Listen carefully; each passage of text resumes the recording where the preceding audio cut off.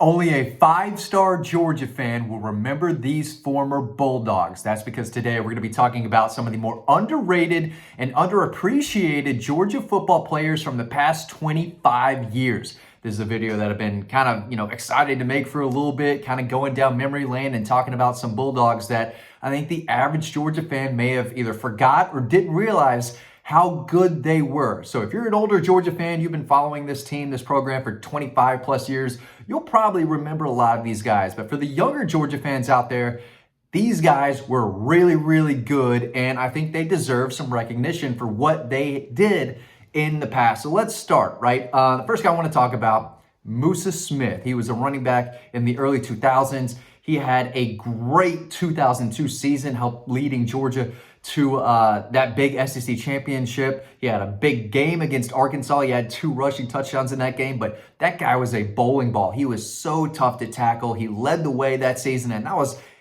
an outstanding Georgia team in 2002. If there was a 14 playoff, that team would have made a real run, and Musa Smith was awesome. He ran for 1,324 yards and 8 touchdowns that season. He had over 2,200 career yards, which ranks 13th in school history, had 19 career touchdowns. He ended up being a 3rd-round pick, but that was a running back that I think people kind of forget about. But if you remember him in 2002 and the way he ran the football, he was fun to watch. One of the more underrated Georgia running backs easily in the last 25 years.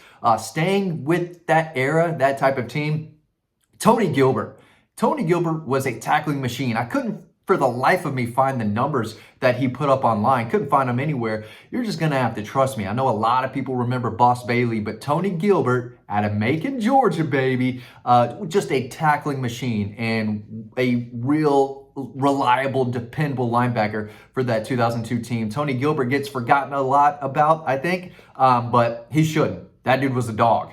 A year later, kind of 2 years later, this is a guy that did get picked early in the draft, and I think most people watching this probably remembers him, but he still doesn't get the credit, I think he gets, and that's Shawn Jones. Shawn Jones, without him, I don't know if they win the SEC championship in 2002, because the performance that he had against Auburn in one of the biggest Georgia-Auburn games of all time, one of the biggest Georgia wins really in program history. Shawn Jones had 2 interceptions in that game, along with the fumble recovery, was all over the place, outstanding against the run, but he was just a playmaker. He was a turnover machine, and that was one of the best defensive performances by a Bulldog defender, without a doubt, in that era. He only played in 2002 and 2003. I looked that up, couldn't really believe it, but it looks like that's true. He also had that 92-yard scoop and score against Tennessee up in Knoxville. A year later in 2003. He was a 2nd-round pick, so the NFL definitely saw how good he was, but I don't think a lot of Georgia fans remember how good he was and how important he was, especially in those big games, especially Auburn 2002 and, of course, Tennessee 2003. So Shawn Jones was an animal. Reggie Brown. Let's talk about the wide receiver, Reggie Brown. A lot of people remember Fred Gibson, as they should. He was outstanding.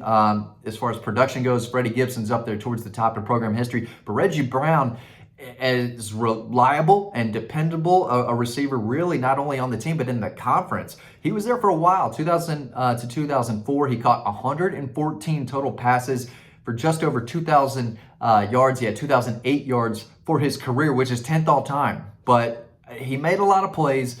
David Green, I think, loved him. He was great against LSU in 2004.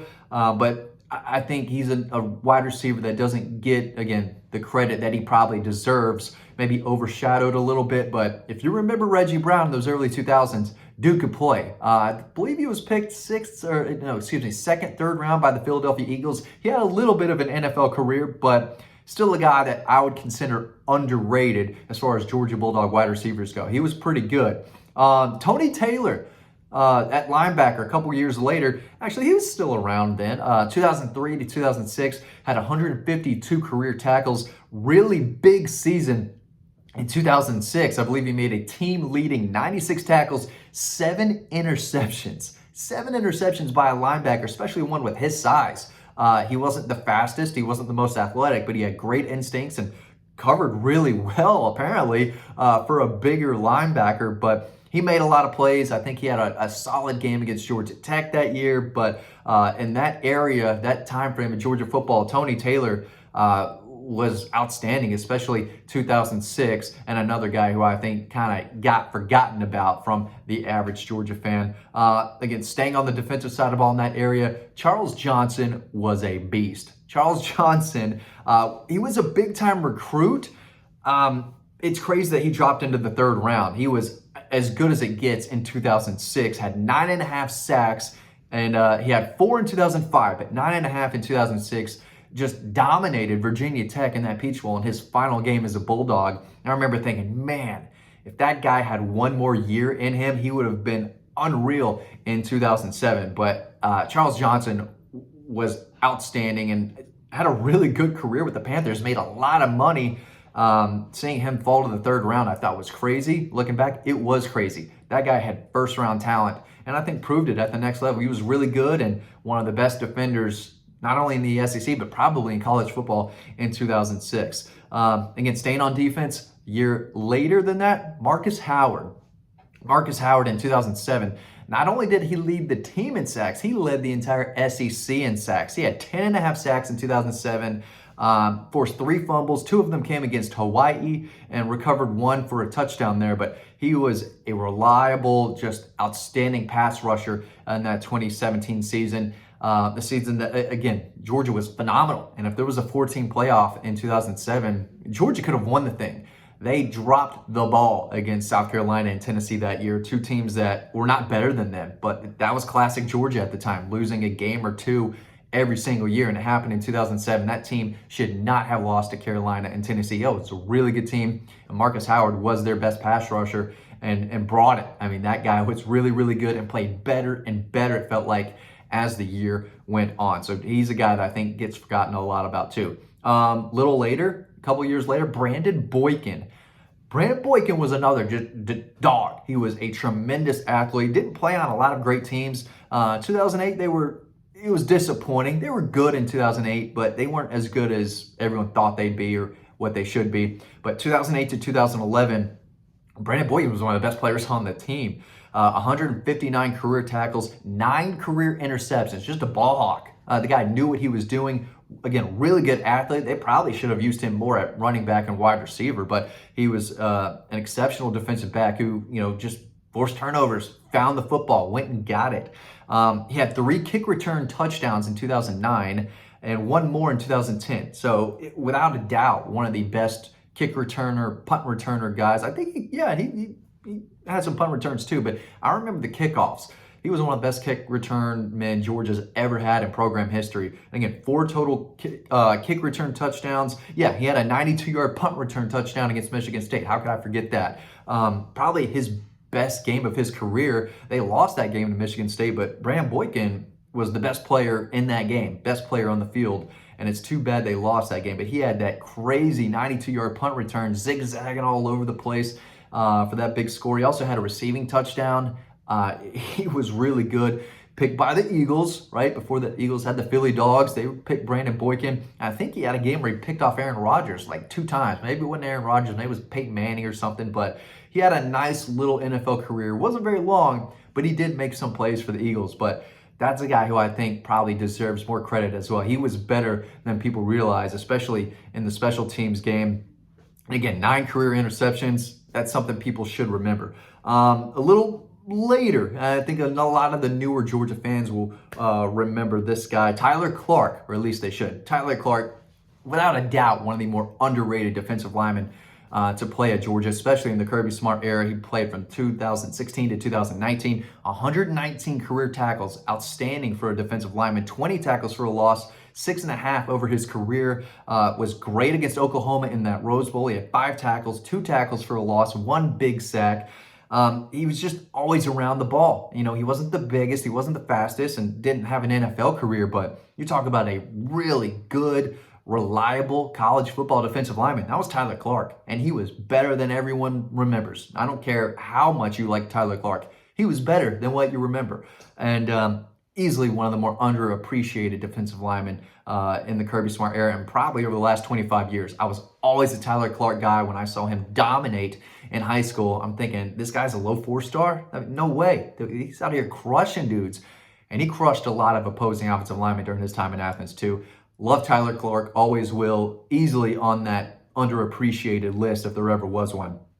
I think it's time for a running back, another one. Elijah Holyfield. You know, he only had one really productive season, but it came in 2018, 159 carries, rushed for over 1,000 yards. I don't think people remember that or understood that or had any idea. But yeah, he had 1,018 yards and 7 touchdowns in 2018. You knew that he wasn't an NFL back, right? He didn't have that type of talent, that type of kind of wiggle, but he was productive. And he had a really nice season where he hit that 1,000-yard mark and was a really nice complimentary back to DeAndre Swift. So he might be a professional wrestler sooner than later. He's not an NFL running back, but I think he's a guy that, you know, was probably better, at least in that first year, than people remember.